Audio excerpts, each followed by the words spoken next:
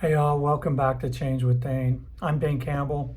You found the channel where we talk about all things associated with change, any things that I can find that I feel like might help you with change that you choose to make for yourself, whether that's in thought or behavior, or whether it's going through challenges or difficulty because of things that happen around us or to us that we really don't have any control over. Before we start talking today, I'd appreciate it if you'd hit the like and subscribe buttons so that we can get this information out to more people, because I think it's important. Change is a constant. We're all going through it, and that is one thing that is never going to change. We will always be going through the changes and challenges of living life. So today I wanted to just talk for a little bit about a big change that happened in my life a little over 18 years ago. And this was something that sort of happened to us, meaning my family. And it's something that was extremely difficult to go through. And largely, some of the circumstances around decisions, things happened, and it made the difficulties increase exponentially. So I thought maybe I'd talk about this today so that you could get an idea of a specific example of what I'm getting at when I talk about things happening to us we have no control over. So my wife and I decided to add our fourth child when we were in the UK in England, and we decided we'd have our last child there. She was getting a bit older, and we both felt like it would be great to bring a new person into the family. And her pregnancy immediately was extremely difficult and was fraught with extreme challenges. She had high blood pressure from the get-go, and this was a very, very big concern because even though she had experienced this to some degree in her prior pregnancies, from the outset this was much worse. And so she was on bed rest almost immediately, and was very sick, was very tired, and it just was an extremely different situation from what we had experienced with our prior three children. And so we didn't know what was to come. She was taken good care of by great doctors. We were in the UK near Cambridge, and so she was receiving care at a specialty clinic there that took care of women who had these kinds of conditions. So we felt like we were in good hands. But as things progressed and she got about 6 months along, it became very, very critical, and her blood pressure got to the point where it was not controlled. She was having, some very severe symptoms of that. And so they placed her in the hospital and finally had to make the decision to deliver the child because her, Susan, my wife's health was in severe jeopardy. And so she was delivered with our fourth child 3 months early. Now, I know we made the initial decision to have this baby, but we didn't make the decision to have her body respond in that way. And so that was one of those changes to the whole circumstance that made this situation very difficult and challenging for us. So essentially, for the first 3 years of our tiny little child's life, a child that I could fit in the palm of my hand, There were days we didn't know if he would survive. There were many days when we worried about the consequences of him being born so early. There were days when we worried about, who the nurses were on shift, because many we felt more comfortable with than others. And so there were just so many difficulties and concerns with the situation. Our other children definitely suffered to some degree because our attention and our focus became kind of hyper on this little one, worried about his progress and him being able to eat and gain weight, and what were going to be the long-term consequences of his being born so very early.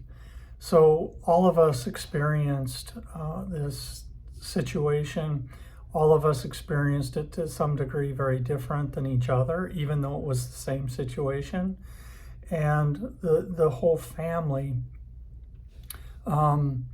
definitely were tried and tested because of the challenges associated with the child being born so early, and all of the concerns and all of the worries, and us being overseas and away from any extended family. My Air Force family really stood up and helped to take care of us by delivering meals.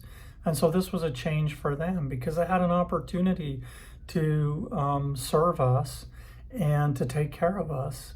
And they came through in an astounding way that really solidified in my heart my love for the people that I worked with and served with, who helped to take care of us.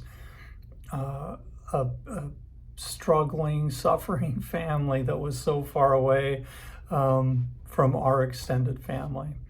So if any of you are watching this and you remember, thank you. Your efforts were greatly appreciated. But it came down to a day-to-day, right? We had to just focus on what was going on that day and how could we just get through that day to get to the next day, to see how things were going to go and if things were going to be okay. And it was a very long, arduous, difficult process. And we, I think, learned a lot about ourselves.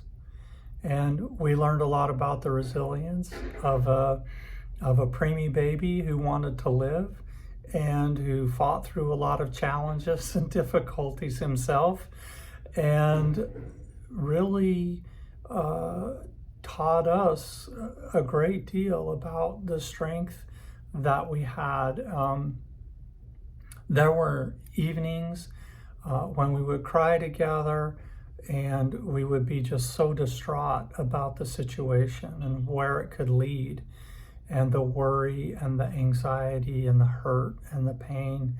So one of the things that I think I wanted to share with you that comes out of this is that, none of us ever know when we are going to go through something like this, or when things could, as I will say, go bad or go wrong in a process that we were planning for and hoping it would be a different way.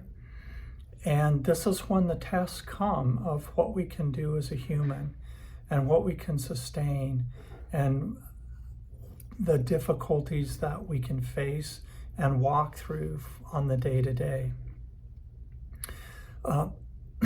Having kids is never easy, and certainly having one 3 months premature, being raised the first 3 months of their lives in a foreign hospital, in a foreign place, with little support from people that you're familiar with, is just it's a horrendous situation, but also a tremendous opportunity for growth and to learn about yourself and to really see what you can walk through on the day-to-day. I'm happy to report that my little guy is no longer my little guy. He stands well above me in height. He is much more intelligent than I am, and he has a very strong and pronounced personality about the things that he loves and does in this world. And it's awesome to see him now. But getting there was fraught with a lot of challenge and a lot of difficulty. And I acknowledge that probably every single one of you listening to this has gone through or is going through some sort of big thing. And you have been tested, maybe to what you thought was your breaking point. But I want to thank you, if you are listening to this, for not giving up, for continuing to have a little bit of hope, to get up in the morning and to keep going on, maybe even in the face of very, very difficult circumstances and very, very difficult change that is happening to you. We can't take that away. And I don't know that I would want to, because on the other side of it, you are going to be a different person, and probably a stronger person, and probably somebody who now knows how to walk through a challenge that maybe you would have hoped never would have happened to you, but because it did, you learned something and grew, and now are somebody different. And that's the great thing, right? We're all becoming something different. And that's really okay and what life is about. So just one little example. I'll probably share some more about something that, my family went through that was difficult. We wouldn't have chosen to have that change happen to us, but it did. We got through it, and we're more resilient because of it. So we're going to talk about these kinds of situations, what that process really means, what is happening to you when you're going through those things, and how you can make the most of that and grow and learn in the process of change. Hey, thanks for listening. Please like, please subscribe, and I really look forward to talking to you next week. Take care.